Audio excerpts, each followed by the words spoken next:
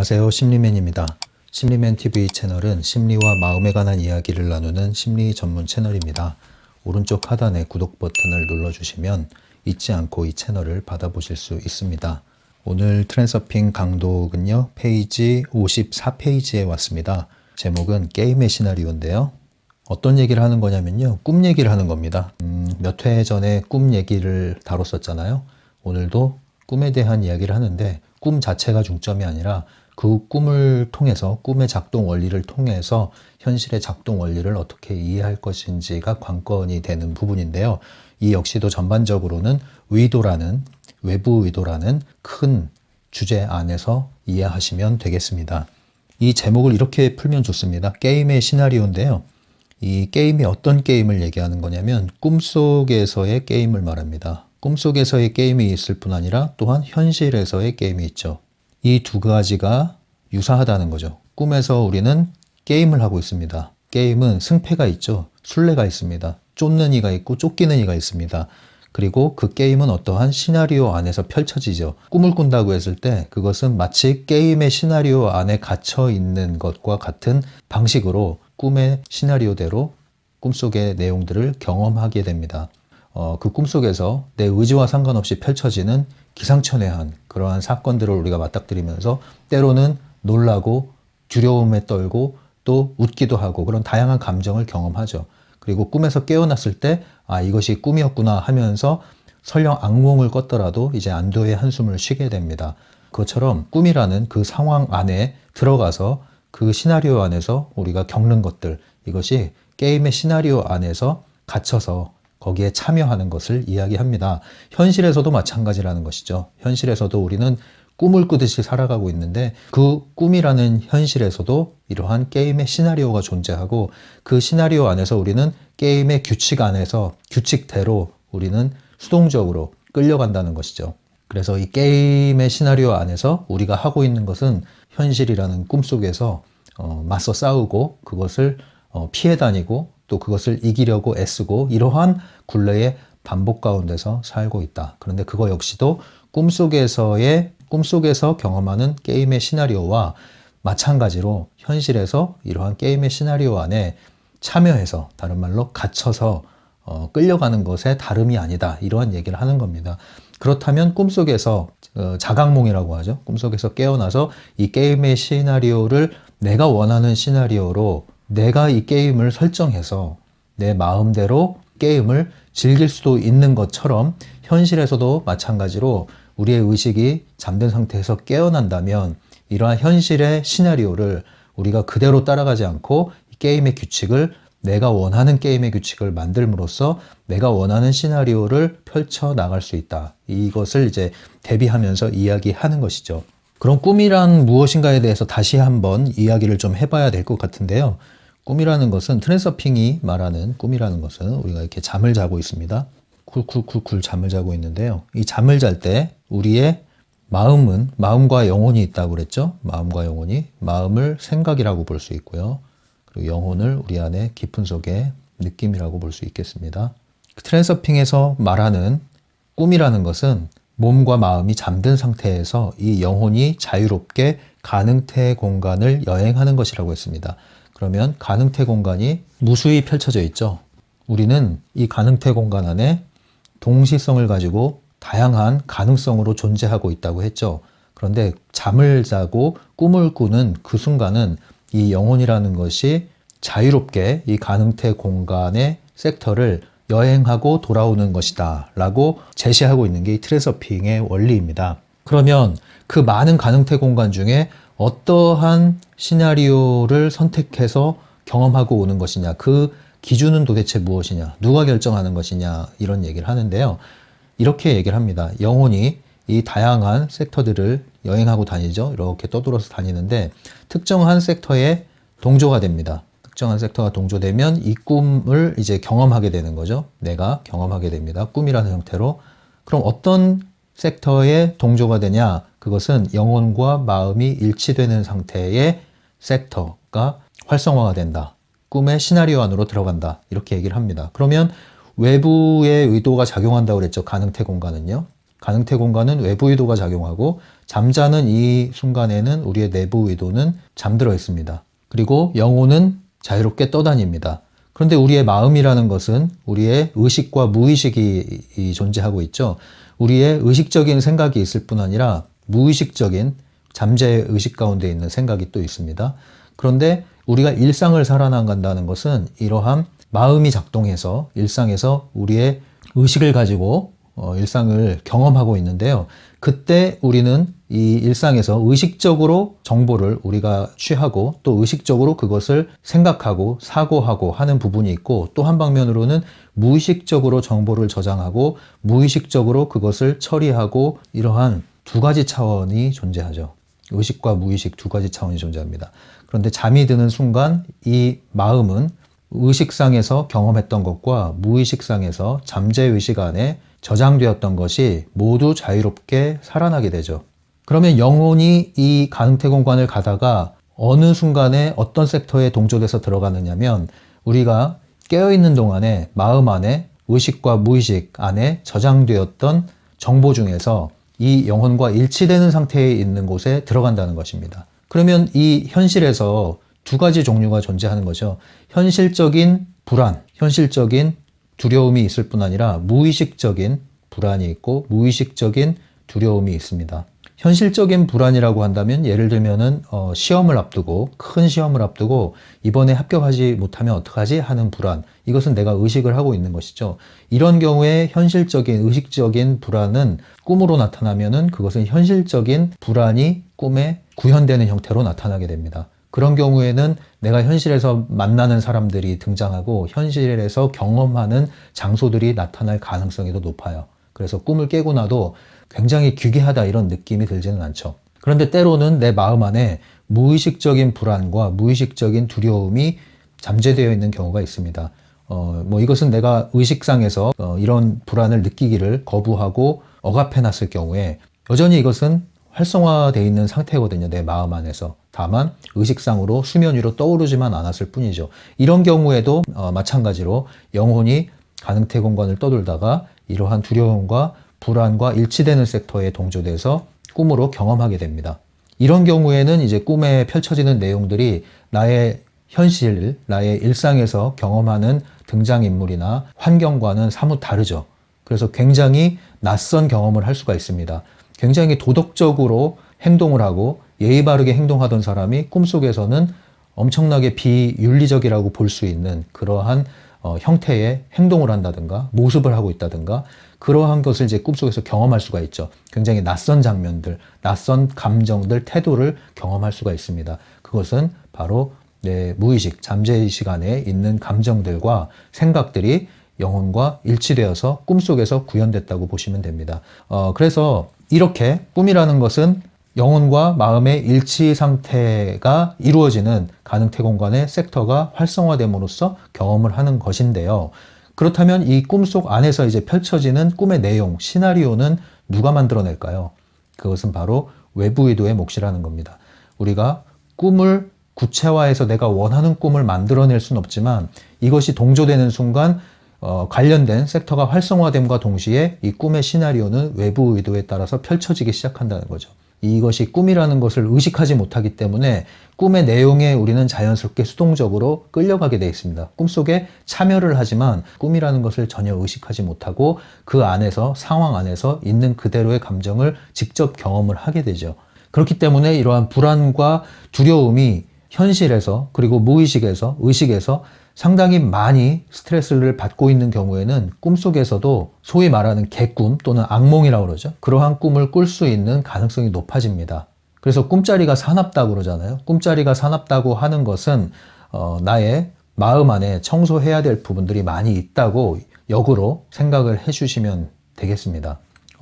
나는 잘 생활하고 있는데요. 나는 전혀 내 마음 안에 그러한 부정적인 것들을 나는 생각한 적이 없는데요. 라고 할지라도 우리의 무의식 안에 내가 모르는 또는 내가 알고 싶지 않아서 눌러두었던 그러한 오랫동안 잠재된 불안이나 두려움이 있을 수 있다는 것이죠. 그런 것들을 탐색해보는 단서로 활용할 수가 있는 것입니다. 그런데 이 꿈이라는 것이 자각몽이라는 게 존재한다고 그랬죠. 이것이 꿈이라는 것을 알아차립니다. 알아차리는 순간 어떤 일이 펼쳐집니까?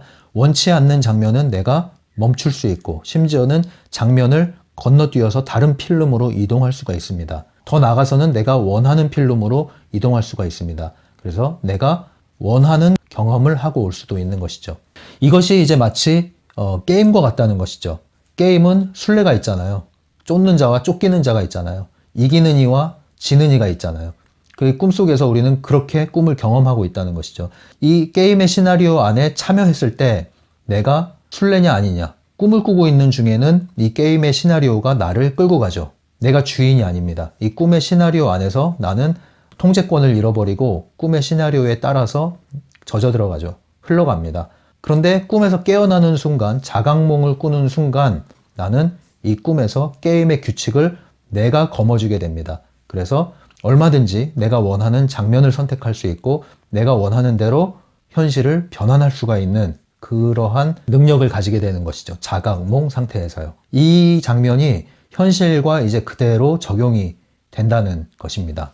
어떻게 적용이 될까요? 자, 이제 이 사람이 일어났습니다. 깨어났어요. 이제 현실을 삽니다. 근데 우리는 이 현실이 두 종류가 있다고 그랬죠. 우리가 살고 있는 시간 안에서 살고 있는 시간과 공간이라는 현실, 실제의 삶을 얘기하는 겁니다. 그런데 또 한 방면으로 우리는 이 거울의 반대편에, 이 이면에 에너지 차원에 존재하는 가능태 공간이라는 것이 존재한다고 했습니다. 그러면 현실에서 깨어난 이 사람은 마음과 영혼을 가지고 사는데요. 대부분의 사람들은 이 영혼이 잠들어 있죠. 그리고 이 마음, 다른 말로 생각에 의존해서 이 세상을 살아갑니다. 굉장히 과학적이고 합리적이고 논리적이고 철저하고 규칙을 어기지 않습니다. 이 세상의 모범 시민이라고 할 수 있죠. 하지만 그의 영혼은 잠들어 있습니다. 그래서 이 현실을 꿈같이 살고 있는 것이죠. 꿈같이 살고 있다는 것은 이 가능태 공간의 작동 원리를 전혀 이해하지 못하고 펼쳐진 현실, 나에게 주어진 현실과 싸우고 그것을 바꾸려고 직접 개입하고 노력하고 애쓰면서 살고 있다는 겁니다. 마치 이 거울 안의 모습이 마음에 안 든다면서 이 거울을 바꾸려고, 거울을 깨트려 보려고 어떻게 닦아도 보고 여러 가지 행위를 하지만 결국 내가 바뀌지 않는 상태에서 그 어떤 거울을 갖다 놔도 이 현실이 바뀌는 것은 한계가 있는 것이죠. 그러한 삶을 살고 있다는 겁니다.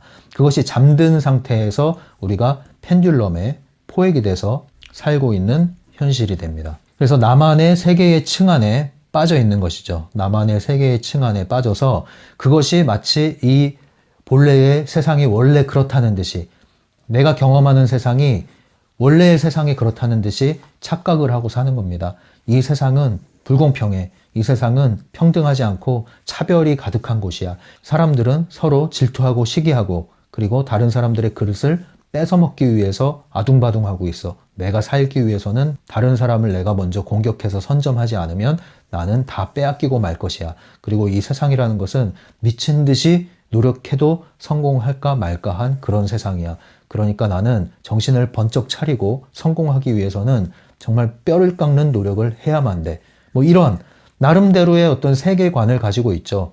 그것이 개똥 철학이든 고집이든 어쨌든 자기만의 철학을 가지고 자기만의 세상을 형성해서 그것이 마치 온 세상이 그런 듯이 생각하고 살아갑니다. 하지만 그것은 단지 그만의 세계의 층에서만 펼쳐지는 그만의 현실일 뿐이죠. 이것이 바로 잠든 상태라는 겁니다. 한낱 꿈에 불과한 삶을 지금 살고 있는 거예요. 왜냐고요? 이 펜듈럼의 규칙 안에, 게임의 시나리오 안에 갇혀서 살고 있으니까요. 전형적인 게임의 시나리오가 뭘까요? 전형적인 게임의 시나리오는요. 태어나면은 우량아로 잘 먹고 잘 커야 되죠. 그래서 학교 들어가면 어떻게 해야 됩니까? 학교 들어가면은 우등생이 돼야 돼요. 우등생이 뭡니까? 항상 1등이 돼야 돼요. 1등이 되는 목적은 뭘까요? 좋은 대학을 가야 되니까요. 좋은 대학을 왜 갈까요? 취직을 잘해야 되니까요. 왜 취직을 잘해야 될까요? 돈을 많이 벌어야 되니까요. 왜 돈을 많이 벌고 취직을 하나요? 결혼을 잘해야 되니까요. 결혼을 한 다음에 뭐 해야 돼요? 자녀를 낳아야죠. 자녀를 낳으면 어떻게 해야 돼요? 자녀를 잘 교육을 시켜야죠. 돈은 왜 필요하죠? 잘 먹고 잘 살고 잘 교육시켜야 되니까요. 교육비가 얼만데, 양육비가. 잘 교육시킨 다음에 어떻게 해야 되냐? 또 인류대 보내야죠. 왜 인류대 보내죠? 취직을 잘해야 되니까요. 왜 취직을 잘하죠? 그래야 성공하죠. 왜 성공하죠? 돈을 벌어야 되니까요. 왜 돈을 벌죠? 성공해가지고 이제 또 결혼을 잘 해야죠. 자, 이게 이제 펜듈럼의 아주 전형적인 규칙 중에 하나죠. 우리 인생 펜듈럼의. 거의 대부분의 사람들이 한치의 의심 없이 남들이 다 하니까 이 길을 가고 있습니다. 전혀 의심이 없습니다. 뭐 이게 옳고 그르다고 따지자는 얘기가 아니라 여기에 한치의 의심도 없이 남들이 하니까 당연하다고 생각하고 하는데 여기서 스트레스를 엄청나게 받는단 말이에요, 사람들이. 왜? 나의 목표가 아니니까. 왜 해야 되는지 모르잖아요. 타인의 목표잖아요. 다 그렇게 살았잖아요. 부모님도 그렇고. 그리고 이걸 어떻게 이 대세를 거스르고 그럼 뭘 먹고 삽니까? 이런 얘기를 하잖아요. 여전히 이 전체의 틀을 못 보면 그럴 수밖에 없어요. 그래서 차라리 아예 눈을 뜨지 않는 게 나은 경우도 있는 거예요. 확실히 눈을 뜨던가 아니면 확실히 눈을 감든가 해야 되는데 어정쩡하게 알면 그것처럼 괴로운 게 없죠. 그래서 그 트루먼 쇼라는 영화 있죠. 여러분은 이 영화를 꼭 보셔야 됩니다. 트루먼 쇼. 짐 캐리가 주연을 한 영화인데 오래전에 만들어진 영화지만 지금 봐도 손색이 없을 만큼 굉장히 시사하는 바가 많은 영화입니다. 특히 이 트랜서핑과 관련해서는 타프티 시리즈가 있죠. 이 후속작. 그것과 관련해서 더더욱이 이 트루먼 쇼를 재해석해서 볼 만한 영화라고 추천을 해드리고 싶습니다. 과연 우리가 살고 있는 현실이라는 것이 한낱 꿈에 불과하다는 것은 어떤 의미인가? 그리고 그 꿈과 같은 현실에서 깨어난다는 것은 무엇인가? 또 깨어남이라는 것은 얼마나 한면으로는 고통스러운 것인가? 이제 그러한 것들 여러 가지를 생각할 수 있는 영화입니다. 이 트루먼 쇼를 트랜서핑의 관점에서 한번 주말이나 시간 나실 때 한번 여러분들 찬찬히 보시는 것을 권장해 드려요. 자, 이러한 것들이 무수히 많이 존재하죠. 이러한 어떤 당연히 인생이란 당연히 그런 거야 라고 하는 규칙들, 이런 것이 엄청나게 존재합니다. 뭐 이렇게 하는 것이 잘못됐다는 게 아니라 아무 생각 없이 이렇게 끌려가면서 괴로워하잖아요. 그게 문제라는 거죠. 포레스트 검프라는 영화도 있잖아요. 톰 행크스가 그 영화에 이런 장면이 있어요. 혼자 뛰기 시작했는데 계속 뛰니까 이 계속 뛰는 사람이 두세 사람이 달라붙어서 같이 뛰어요. 두세 사람이 붙어서 같이 뛰니까 또 대여섯 사람이 또 달라붙어서 같이 뛰어요. 여덟 명이 같이 뛰니까 이제 뛰는 사람들이 하나의 집단을 형성을 해요. 그러고 나중에 이게 하나의 운동이 돼요. 그래서 이 톰 행크스가 나중에 다 뛰고 나서 보니까 이유를 모르는 거죠. 이 사람들이 왜 뛰는지. 그냥 자기는 혼자서 뛰었을 뿐인데 이 사람들이 큰 의미를 부여해가지고 이 흐름을 만들어내고 굉장히 재밌는 장면이 나오거든요. 이거 역시도 여러분들이 펜듈럼이라는 관점에서 한번 해석을 하면서 다시 한번 봐보세요. 재밌습니다. 이것이 바로 우리의 현실의 한 단면, 모습을 보여주는 것이라는 거죠. 그래서 이 꿈과 같은 꿈을 꾸듯이 살고 있는 현실에서 깨어나야 된다는 것인데요. 왜 깨어나야 되느냐? 트랜서핑을 하려면 마치 실제 꿈에서 자각몽 상태에 들어가야 되는 것처럼 잠든 현실에서 잠들어 있는 의식 상태에서 깨어날 때라야 우리는 이 가능태 공간에 나의 의도를 사용해서 선택을 하고 시나리오를 골라잡아 이동을 할 수가 있는 겁니다. 동일한 원리라는 거죠. 그래서 이 가능태 공간을 내가 선택했는데 그것이 이 꿈속에서처럼 장면이 전환되기 위해서는 뭐가 필요해요? 영혼과 마음의 일치 상태가 필요합니다. 영혼과 마음이 일치된 상태에서 내가 가능태 공간의 특정 섹터, 다시 말하면 내가 원하는 현실을 선택을 한다면 그것은 이 물질 세계로 구현된다. 꿈에서는 즉각 이동이 가능하지만 물질 세계에서는 불활성이라고 그랬죠. 서서히 구현되기 때문에 시간이 필요하다. 그 차이 빼고는 동일하다. 이것이 꿈에서 우리가 현실과의 공통점을 찾아내는, 그래서 트랜서핑을 적용할 수 있는 부분이라고 얘기할 수 있습니다. 그러면 우리가 해야 될 것은 첫 번째로는 영혼과 마음이 일치되는 상태를 만드는 것이 필요하죠. 그렇게 하려면 상대적으로 잠들어 있는 영혼을 일깨우는 게 필요하죠. 머리만 커진 우리의 외계인 같은 현대인의 모습에서, 외계인 ET가 이렇게 생겼잖아요. 이렇게 그죠? 머리만 이렇게 커가지고, 이게 우리의 현대인의 모습이에요. 사무실에 앉아서 컴퓨터로 일만 하니까 이 온갖 정보가 또 얼마나 많습니까? 요즘에 계속 끊임없이 정보가 들어오고 배워야 되고 알아야 되고, 오죽하면은 요즘에는 이제 지식을 직접 접해서 그것을 소화하는 시간조차도 부족하니까 그러한 지식을 정리해서 제공해주는 서비스가 많이 발달하고 있잖아요. 뭐 유명한 책 하나 있었잖아요. 얼마 전에 이 팟캐스트 하는 어떤 사람이 책도 내고 했는데 전체를 다 몰라도 아는 척할 수 있는 지식을 전달해주는 그런 게 인기를 얻을 정도로 우리는 알아야 돼요. 알아야 돼. 예, 모두가 그 장학 퀴즈에 진출을 해서 장원이 돼야 돼. 이렇게 머리만 커졌다는 거야, 머리만.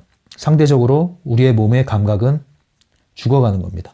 열심히 머리를 사용해서 일하고 하는데 내 몸 상태가 어떤지를 몰라요. 사람은요, 이 마음이요, 몸과 관련이 있거든요. 생각으로 내 마음을 속여요. 이 마음이 사실 더 진실하거든요. 마음은 감정을 드러내는 곳이거든요. 감정이 더 솔직합니다. 우리의 생각은 해야 되는 것을 주장을 해서 내 감정을 설득을 해서 그것을 관철시키죠. 생각. 그것은 바로 펜듈럼의 규칙을 계속 끊임없이 내가 설득시키는 작업에 불과합니다. 내 감정, 내 마음, 내 진심, 이것은 여전히 안에서 꿈틀꿈틀 대죠. 그런데 계속 생각에 이것을 짓누릅니다. 그러면 어떻게 될까요? 나는 기계가 되는 거예요. 기계. 아주 일을 잘하는 기계가 되는 거예요. 펜듈럼이 아주 좋아요. 근데 이미 나는 기계가 됐기 때문에 펜듈럼이 나를 내던지면은 난 뭐가 될까요? 기계의 부품일 뿐이었으니까 나오고 나면은 부품 하나는 아무 의미가 없거든요. 기계 장치에서 떨어져 나간 부품은 아무리 훌륭해도 의미가 없어요. 그래서 존재감을 잃어버리는 거예요. 마음이 텅 빈 것 같죠. 나는 누구인가? 도대체 난 무엇을 위해 살아왔던가? 열심히 살았는데. 심지어는 이러한 마음의 소리를 계속 거부하게 되면 몸으로 신호를 줍니다. 몸으로 신호를 줘요.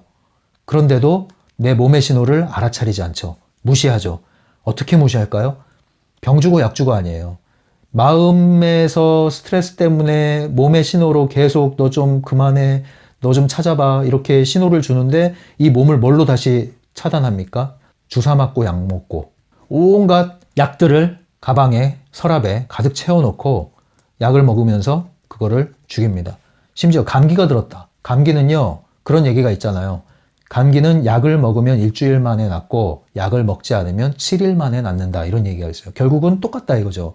푹 쉬어주면 낫는 것이 감기라고 볼 수 있는데 우리는 이 감기에 대해서 바로바로 즉각 약을 먹어버리잖아요. 사실 감기라는 것은 좀 너 쉬어. 면역력이 약해진 것 같아.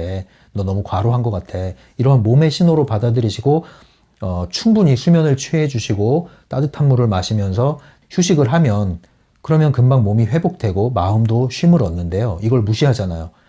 그래서 계속 하다가 나중에 뻥 터지면 그게 큰 병이 되는 거예요. 그러면 그 큰 병이 터지면 그것이 인생에서 또 한 번의 마지막 신호라고 보시면 돼요. 또 한 번의 신호. 근데 이거를 또 근심 걱정으로 거울에 반영을 하잖아요. 원망을 하고. 그러면 안 된다는 거죠. 모든 것은 사인입니다. 어떤 사인일까요? 깨어남의 사인입니다. 마치 이 매트릭스에서 컴퓨터 화면에 네오를 부르는 화면이 이렇게 뜬 것처럼 이 외부 의도의 세계에서 여러분으로 하여금 깨어나라는 신호를 계속 주는데도 여러분은 외면합니다.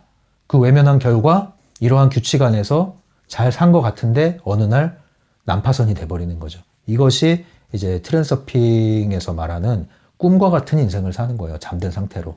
모든 사람이 깨어날 수는 없습니다. 그리고 뭐 모든 사람을 일깨울 수 있는 것도 아니고 억지로 되는 것도 아닙니다. 하지만 사인이 있다. 매 순간, 매 삶에서 시기마다 사인이 있다.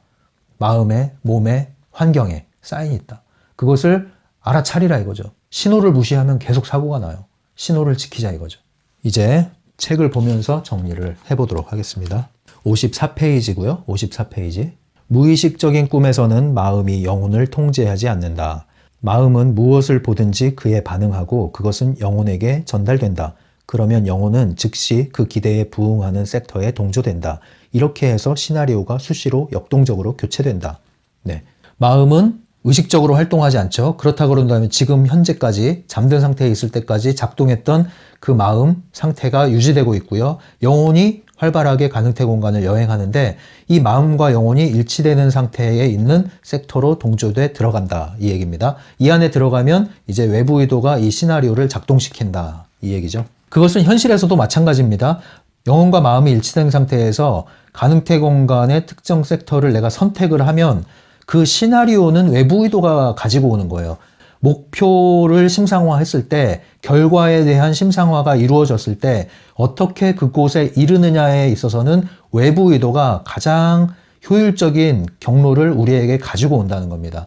그렇기 때문에 내부 의도가 하던 방식대로 어떤 것을 달성하기 위해서 나는 이렇게 할 거고 이것 외에는 아니야. 그래서 다른 사람들이 어떤 기회가 왔을 때 그걸 차단하는 그런 방식으로 접근하면 안 된다는 거죠. 항상 모든 가능성에 열려 있을 때 우리에게 우연이든 인연이든 찾아왔을 때 그것이 기회로 작용할 수 있는 거예요. 그 기회라는 것이 사실은 이러한 외부 의도의 흐름인 것이죠. 내가 가능태 공간의 특정 섹터를 선택하고 그곳에 사념을 반사했기 때문에 외부 의도의 물결이 나에게 들어오는 거라고 보셔야 됩니다. 그래서 항상 흐름을 살피라고 그랬잖아요. 57페이지입니다. 꿈의 시나리오는 우리의 기대에 의해 정해지는 것이다. 꿈속에서는 가장 두려워하는 것이나 예상하는 최악의 경우가 틀림없이 실현된다. 실제 현실에서도 당신이 두려워하는 것이나 원치 않는 것은 현실화될 가능성이 더 많다. 이것이 외부 의도가 마음의 의지에 반하여 작동하는 이치다. 외부 의도는 영혼과 마음이 동의하는 결과에 따라 자신의 선택으로서 움직인다. 꿈속에서는 마음은 외부 의도가 작용하고 있는 것을 까맣게 모르고 있다. 네, 그 얘기죠. 영혼과 마음이 일치된 상태에서 가능태 공간이 활성화된다. 그러면 이제 58페이지부터는 어떻게 이 꿈에서의 작동 원리, 이것이 현실에 적용될 수 있겠느냐, 이런 얘기를 펼쳐나가는 겁니다. 꿈속에서는 전혀 터무니없는 게임에도 말려들 수 있다. 꿈꾸는 사람은 그 게임에 완전히 빠져들어서 사실은 그 모든 것이 얼마나 말도 안 되는 일인지를 알아차리지 못한다. 실제 삶에서도 정도의 다소간에 이와 비슷한 일이 벌어진다. 고도로 전문적인 분야에서 여러 사람이 함께 일하다 보면 외부인에게는 완전히 터무니없고 부당해 보이는 견해나 말이나 행동도 종종 발생할 수 있다. 이런 일은 전문직이나 종교인 집단처럼 같은 관심사나 생각을 공유하는 사람들 사이에서 잘 일어난다. 이거는 뭐 여러분들 가끔 이제 뉴스 보시면 이런 기사 많이 나오잖아요. 사건, 사고 기사 보시면은, 아니면 여러분들이 속해 있는 조직에서도 아마 이런 것들을 볼 수 있는 분들도 있을 거예요. 뭐 이 심리 상담과 관련한 계통에서도 이러한 현상이 보이는 곳이 있습니다. 뭐 거의 뭐 종교 집단처럼 교주라고는 안 하지만 교주 형태로 존재하는 지도자가 지지자들을 마치 신도들을 부리듯이, 물론 부린다는 생각을 하지도 않겠지만 그러한 형태로 역동이 일어나면서 그 집단 안에서는 정말 기이한 일들이 벌어지는 경우도 있는 것이죠. 밖에서 보면 미친 사람들 아닌가, 도대체 어떻게 저럴 수 있지 하는 행동들이 그 집단 안에선 자연스럽게 일어납니다. 전형적으로 펜듈럼이 작용을 한 것이라고 보면 됩니다. 이런 것들을 여러분들이 잘 분별을 못하기 때문에 처음엔 좋은 의도로 갖고 또 좋은 도움을 얻었는데 시간이 흐르면서 거기서 문제가 생기기 시작하는 거예요. 이런 것들을 항상 유념을 하셔야 됩니다. 집단이 있는 곳에 펜듈럼이 있다는 것을 기본적으로 전제를 하고 깨어있는 의식을 유지하지 않으시면 여러분들은 사탕 하나하나 받아먹다가 나중에 이빨이 썩게 되는 그런 일이 벌어집니다. 59페이지입니다. 모든 사람이 어느 정도는 실제 삶에서도 잠들어 있다. 이 말에 당신은 이렇게 반박할 것이다. 나는 내가 무엇을 하고 있는지, 지금 이 순간에 무엇이 일어나고 있는지를 다 알고 있어요. 하지만 다음 순간에 어떤 사람이나 문제나 사건이 당신을 건드리면 당신은 그 게임 속으로 빠져들어 잠에 떨어질 것이다. 이 얘기가 뭐냐면, 여러분은 이 현실에서 잠들어 있습니다, 이런 얘기를 하면은 이제 반박을 한다는 거죠. 나는 내가 뭘 하고 있는지 인식하고 살고 있어요, 이런 얘기를 하는 거예요. 그런데 바딤이 하는 얘기는 뭐냐면, 평상시엔 그런지 몰라도 누군가 너를 훅 찌르면은 너는 정신을 잃고 거기에 반응해 버릴 거야. 넌 여전히 게임에 빠져버릴 거야, 이 얘기거든요. 이 말은 뭐냐면, 평상시에는 누구나 별 문제 없이 다 잘 살아요. 언제 그 사람의 진짜 모습이 보여지냐면 갈등 상황에서, 뭔가 누가 훅 찌르고 들어올 때 있죠. 그러니까 내가 마음에 상처를 입을 수 있는 그러한 공격적인 상황이랄까요? 갈등 상황, 공격적인 상황, 또는 위급한 상황, 이러한 상황, 다시 말하면 어떤 환경이 펼쳐질 때 그때 그 사람의 진짜 모습이 나오는 거예요. 이 진가라고도 할 수 있고요. 그래서 항상 그 위기 상황에서 그 사람의 보여주는 모습이 진짜 모습이라고 볼 수 있습니다. 평상시에는 모르죠. 싸움도 마찬가지잖아요. 뭐 체육관에서 아무리 수련을 배운 대로 정확하게 동작을 한다 할지라도 실전에서 한 방 얻어 맞으면은 그 동작 다 허물어지잖아요. 근데 그러한 것이 완전히 체화된 사람은 실전에서도 별 차이가 없는 거죠. 결국은 실전이 어딥니까? 실전은 여러분들이 처한 환경이고요. 그 환경 중에서도 인간관계고요. 인간관계 중에서도 여러분들을 찌르는 사람 있죠. 훅 찌르고 들어옵니다. 그냥 막 말 한마디로 그냥 확 상처를 입고 막 지릅니다. 그냥 소금을 확 뿌려요. 이런 사람들, 이 상황에서의 여러분들의 반응이 여러분들의 깨어있는 상태를 고스란히 드러낸다. 이렇게 보시면 돼요. 그렇다고 너무 실망하지 마십시오. 그것을 아는 게 중요합니다. 예, 그걸 모르고 있으면 속잖아요. 근데 알고 있으면 속을 일은 없단 말이에요. 아, 내가 여전히 이런 상태구나.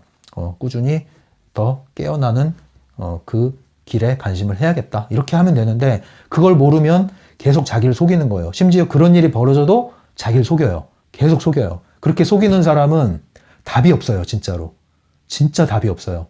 상담도 그런 사람들 오면요. 상담할 수가 없어요. 도움을 줄 수가 없다고요. 그래서 가장 좋은 것이 항상 솔직한 거. 네. 그리고 환경은 하나의 테스트라고 보시면 돼요. 그럼 테스트, 시험이 끝났다. 많이 틀렸다. 좌절하는 거예요? 아니잖아요. 틀렸으면 틀린 거를 보충하고 메꾸고 가면 나중에 이게 동그라미로 바뀌어요. 그래서 올백을 할 수 있는 거 아니겠습니까? 어떻게 깨어날 수 있을까요? 그것은 관찰자의 입장을 취하려는 것이죠. 무대 뒤에 내려와서 객석에서 나를 바라보는 거. 이것을 그래서 참여 관찰자라고 보시면 됩니다.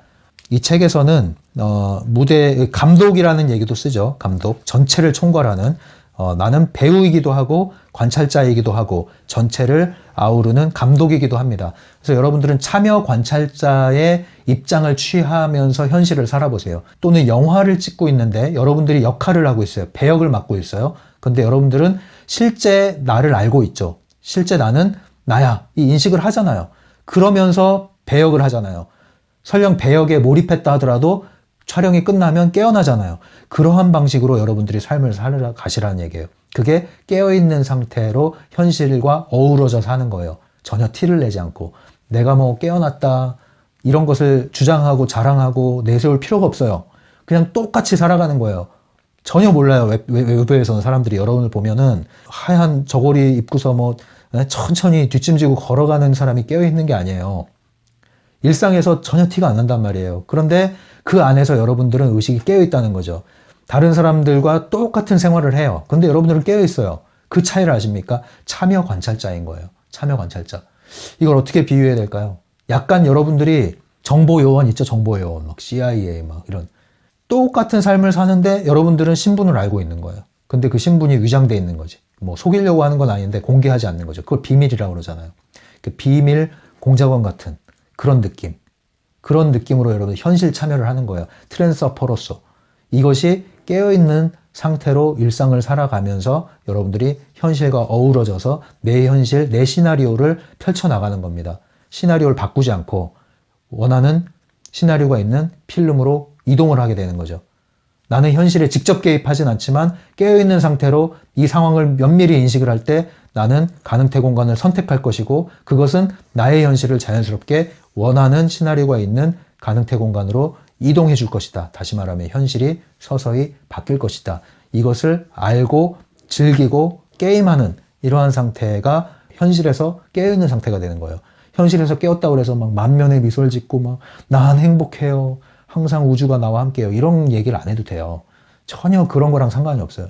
평범합니다, 진짜. 평범한데 달라요. 그 다른 거는 본인이 알고 결과적으로 열매가 알게 돼 있습니다. 이러한 이미지로 가져가시면 되겠어요. 다른 모든 사람들은 잠든 상태에서 사는 사람들은 마네킹과 같은 것이죠. 그래서 여러분들은 오늘도 영화 속에서 여러분들의 배역을 철저히 이행하시되 여러분들은 그 역할을 충실히 이행하는 배우다. 깨어있는 배우. 배우의 역할을 벗으면 여러분들은 여러분으로 존재하는 것입니다. 그것이 깨어있는 거예요. 관찰자 입장, 무대 밑에 내려와서 객석에서 바라보는 입장, 또한 무대에서 연기를 하는 입장, 그리고 전체를 바라보는 감독자의 입장. 이것을 여러분들이 연습을 할 때 여러분들이 현실에서 깨어있을 수가 있습니다. 현실을 벗어나서 아무리 깨어있어도 소용없어요. 현실에 돌아오면 다시 도루묵이잖아요. 그래서 여러분들이 현실과 융합시켜 나가야 되는 거예요. 녹아들게 해야 되는 거예요. 그래서 그래서 현실과 함께 인간관계 속에서 나를 찌르는 사람이 있을 때 가장 큰 깨달음을 얻을 수 있고 훈련을 할 수 있는 기회다. 이렇게 생각을 하시고 현실에서의 트랜스서핑을 하시기 바랍니다. 구독 오른쪽 하단에 버튼을 누르시면 이 영상을 계속 받아보실 수 있습니다. 심리맨이었어요.